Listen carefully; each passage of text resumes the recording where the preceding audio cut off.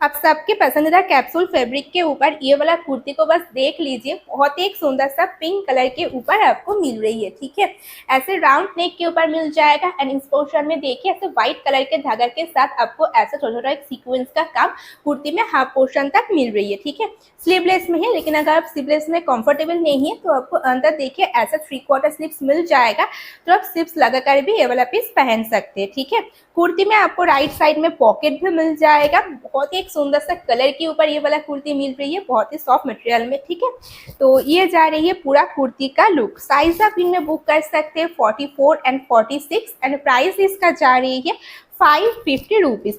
মাত্র তোমার 550 টাকায় সুন্দর কুর্তিটা পেয়ে যাচ্ছ, খুবই সুন্দর একটা পিঙ্ক কালারের মধ্যে। তো যার ভালো লাগছে স্ক্রিনশট নিয়ে হোয়াটসঅ্যাপ করে দিও।